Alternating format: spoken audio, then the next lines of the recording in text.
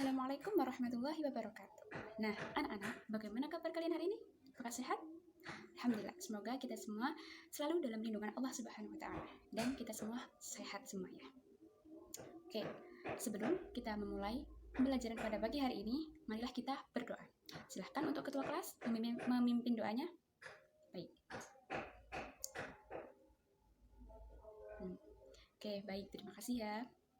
Nah, sebelum memulai pembelajaran pada pagi hari ini, silahkan dicek dahulu di bawah bangkunya apakah masih ada sampah.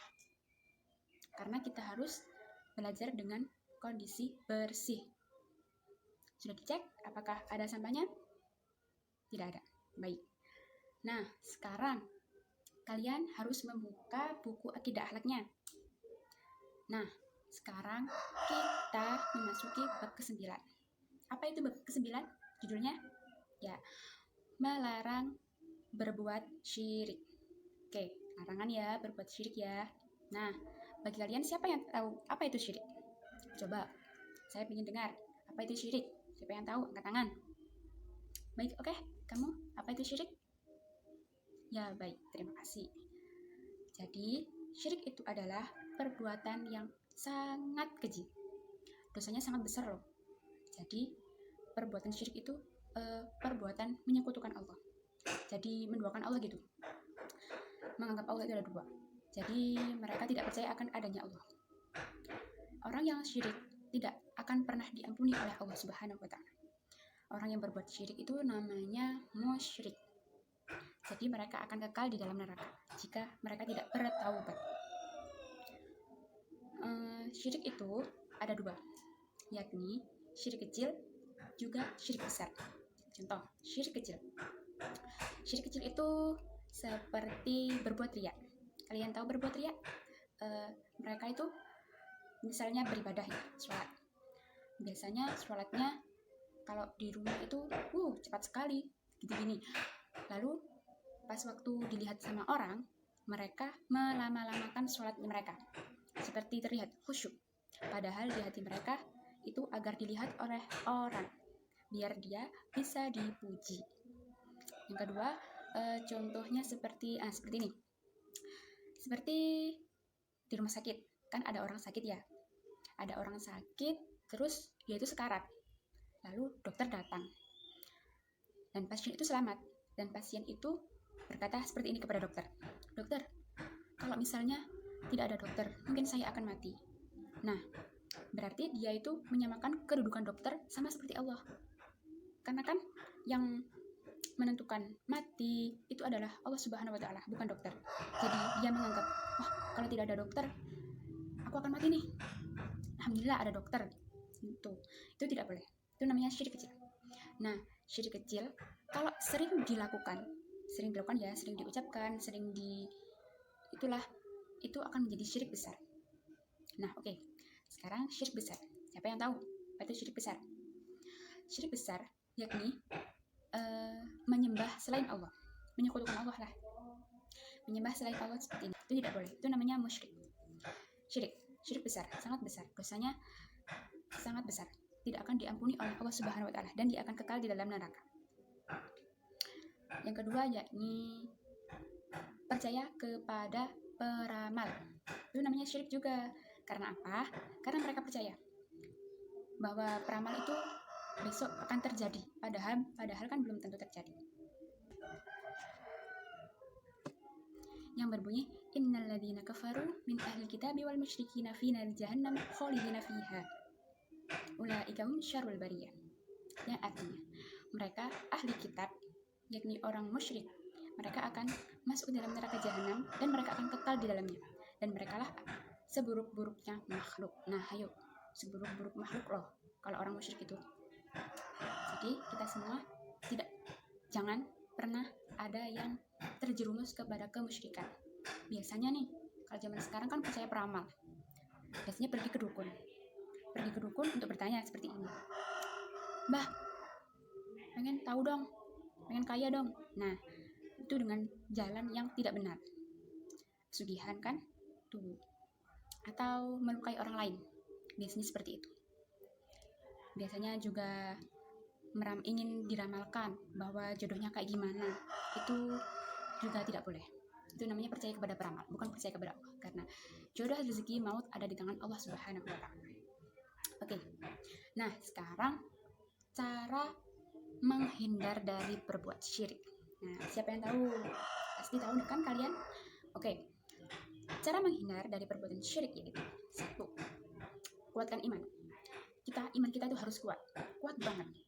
Nah, ibadah juga harus ditekankan lagi, harus lebih giat lagi ibadahnya, di sholat, puasa, bersedekah, seperti itu. Karena dengan kita terus mendekatkan diri kepada Allah, Allah akan menolong kita dari perbuatan syirik tersebut.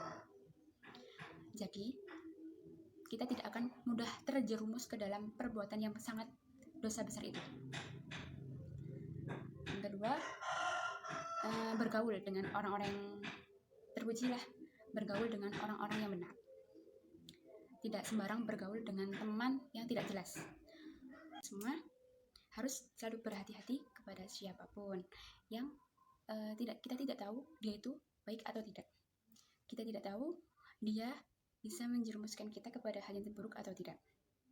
Jadi kita harus menghindari apa itu syirik, karena itu adalah seburuk-buruknya makhluk dan tidak akan pernah bisa masuk surga, karena dia akan kekal di dalam neraka. Oke. Sebelum diakhiri, saya akan memberi tugas kepada kalian. Tugasnya yaitu di bawah sendiri itu kan ada soal pilihan ganda dan soal isi. Nah, itu kalian kerjakan di rumah masing-masing ya. Individu, tidak boleh ada yang mencontek. Oke? Baik. Sekian yang bisa saya sampaikan. Semoga kita semua tetap menjadi manusia yang berperilaku baik, berperilaku terpuji ya. Semoga kita semua dijauhkan dari perbuatan syirik oleh Allah Subhanahu wa Ta'ala, dan kita tidak lupa kita harus meningkatkan ketakwaan kita kepada Allah Subhanahu wa Ta'ala. Oke, anak-anak? Baik. Kita akhiri dengan bacaan hamdalah.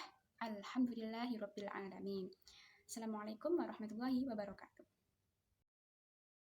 Assalamualaikum warahmatullahi wabarakatuh. Nah, bagaimana kabar kalian hari ini anak-anak? Apakah sehat? Semoga kita semua selalu diberi kesehatan ya oleh Allah Subhanahu wa Ta'ala. Amin. Nah, sebelum pelajaran dimulai, mari kita berdoa. Silahkan untuk ketua kelas dipimpin berdoanya. Amin. Alhamdulillahirabbil alamin. Oke, sebelum memulai pelajaran kali ini, saya mau bertanya. Di sini kalian bertemannya kepada orang-orang yang baik saja kan? Baik kan? Gak ada yang jelek kan bertemannya? Maksudnya selalu berbuat jahatlah kepada teman yang lain. Gak ada? Semoga tidak ada ya. Semoga kita semua dilindungi oleh Allah Subhanahu wa Ta'ala dari perbuatan tersebut. Oke. Sekarang kalian harus membuka buku Aqidah Akhlaknya bab ke-7. Silahkan dibuka. Oke, materinya yakni perilaku terpuji terhadap remaja, terhadap pergaulan remaja. Oke, yuk. Kalian semua ini sudah remaja. Apa itu remaja? Remaja adalah proses pemindahan dari masa anak-anak menuju dewasa. Jadi kalian ini termasuk remaja. Oke, teman harus berhati-hati. Cara bergaulnya, cara dia berbicara, atau cara dia bermain. Kalian harus memperhatikan itu. Jangan salah pilih teman ya. Misalnya, ya udahlah, kamu temanku. Padahal kamu belum tahu dia itu baik atau buruk. Meskipun kita tidak boleh memilih teman, kita tidak boleh dikasih. Tapi kita juga harus memperhatikan sikap dari teman kita tersebut. Apakah dia layak untuk dijadikan teman atau tidak? Karena teman yang jelek akan menjerumuskan kita kepada perbuatan yang buruk juga. Nah, itu nanti kita akan rugi sendiri. Kalian dalam usia remaja ini sangat labil masihan, jadi harus diperhatikan juga lingkungannya ya, antara lingkungan keluarga, lingkungan sekolah, dan lingkungan masyarakat.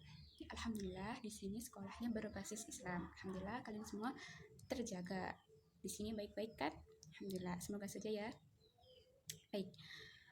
Mereka itu jika mendapati sebuah masalah, mereka menyelesaikannya itu dengan cara emosi, misalnya dengan cara tawuran.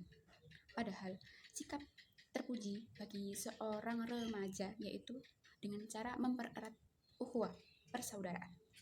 Nah, kalau itu tadi dengan cara tawuran, biasanya kan tawuran ya antara sekolah A dan sekolah B. Itu menjadi tawuran dan menjadi salah paham dan keluarkan dari sekolah. Seperti itu. Jadi kalian harus berhati-hati, jangan sampai terjumus kepada tawuran seperti itu. Yang kedua yakni menanamkan keilmuan. Jadi kalian harus memperbanyak mencari ilmu tentang agama Islam, tentang perilaku-perilaku yang baik bagi yang terdapat dalam perilaku terpuji, yakni menjadikan kita menjadi orang yang arif dan bijaksana, menjadi orang yang bersabar selalu, orang yang tabah. Nah, seperti itu. Menjadikan kita menjadi pribadi yang lebih disiplin lagi. Disiplin dengan cara berpakaian atau dengan yang lain. Sopan santun juga, cara kita berbicara kepada orang lain itu harus dijaga juga.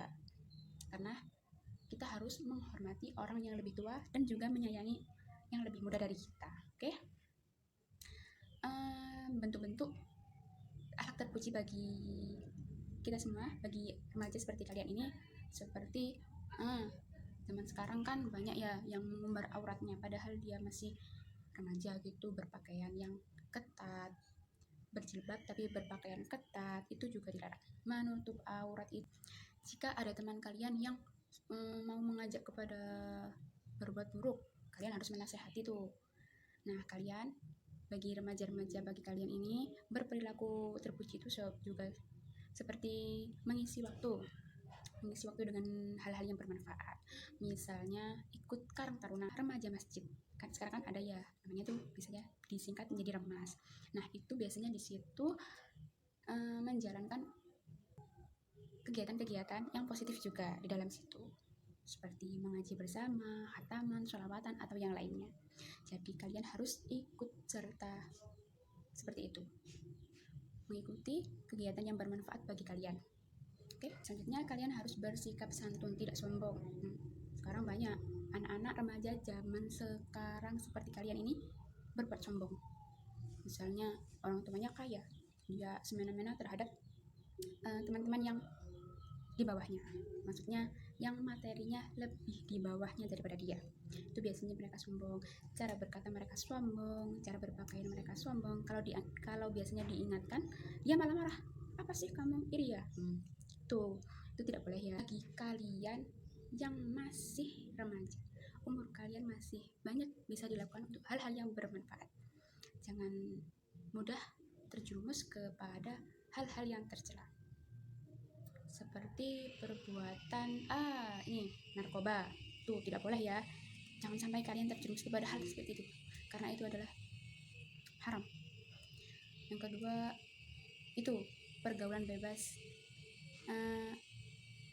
biasanya seks bebas. Itu juga banyak remaja yang melakukan hal seperti itu padahal mereka belum menikah.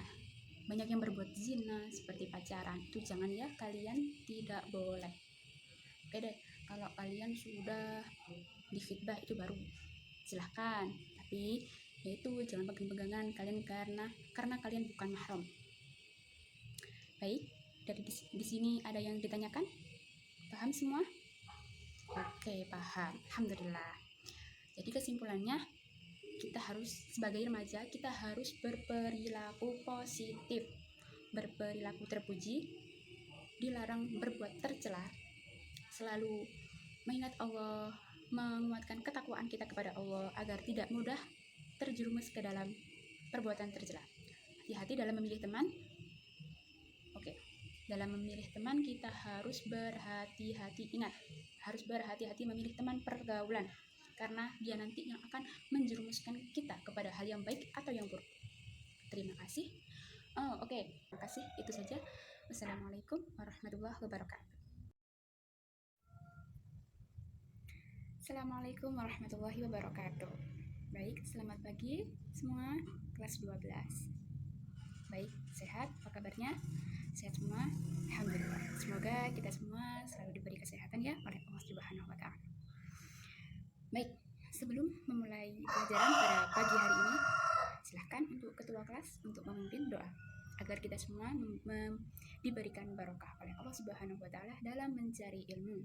Silahkan. Amin. Baik, terima kasih kepada ketua kelas. Baik, saya mau bertanya, di sini kalian sudah bisa membaca Al-Quran kan semua? Pasti dong sudah bisa. Kan dari kecil sudah diajarkan untuk membaca Al-Quran, dibiasakan membaca Al-Quran. Nah, untuk berdoa juga, masa membaca berasal dari bahasa Arab qira'ah, yang artinya baca. Sedangkan Al-Quran adalah kitab suci agama Islam yang diturunkan Allah kepada Nabi Muhammad SAW. Jadi, kita semua sebagai umat Islam wajib dan harus bisa membaca Al-Quran. Karena apa? Karena apa? Al-Quran adalah pedoman hidup. Adab-adab membaca Al-Quran yaitu yang pertama harus dalam keadaan suci. Kan kita membaca Al-Quran. Al-Quran kan namanya kan kitab suci. Jadi kita sebagai yang membacanya harus dalam keadaan suci dari hadas kecil maupun hadas besar. Jadi maksudnya kita harus berwudu terlebih dahulu. Kan? Jadi jangan lupa berwudu dahulu. Kalau sedang haid, jangan lupa mandi dahulu ya, mandi besar. Yang kedua, memulai membaca Al-Quran dengan ta'awud. Ayo, bagaimana itu ta'awud? Oke, ta'awud tahu ya semuanya ya. Yang kedua, setelah ta'awud baca apa? Bismillah, basmalah. Oke, bismillahirrahmanirrahim. Jangan lupa ya itu. Oke, yang ketiga yakni membaca dengan suara merdu. Ini tidak boleh dengan yang suara bertele-tele. Pokoknya bacalah, jangan. Harus kita secara murotal, secara dilagu, tartil.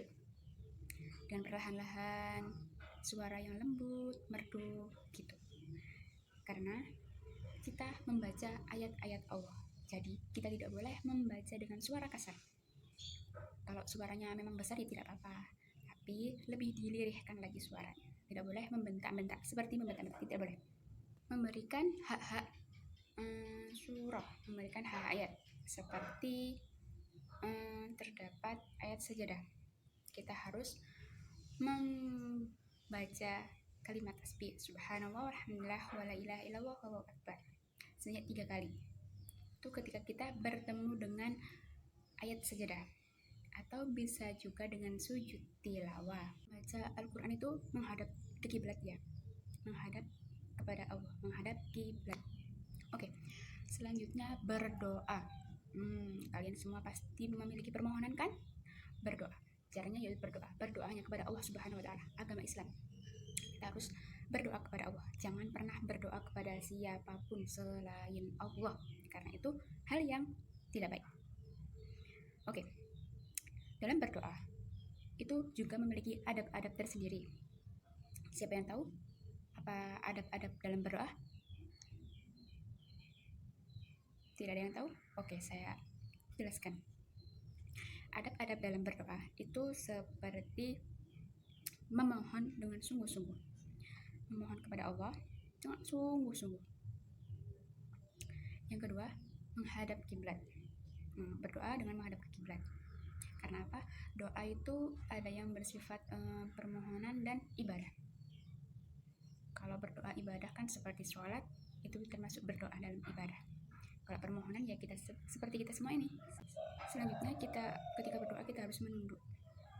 Harus perlahan-lahan dengan suara lembut, tidak boleh membentak-bentak. Kita harus mengulang-ulang doa tersebut. Oke. Jadi bagaimana? Paham semua? Kalau tidak paham, silahkan bertanya. Baik, tidak ada yang bertanya? Oke, kalau begitu soal yang dibalik buku tersebut kalian kerjakan ya. Besok dikumpulkan. Oke, kalau begitu kita akhiri dengan hamdalah. Alhamdulillahirabbil alamin. Assalamualaikum warahmatullahi wabarakatuh.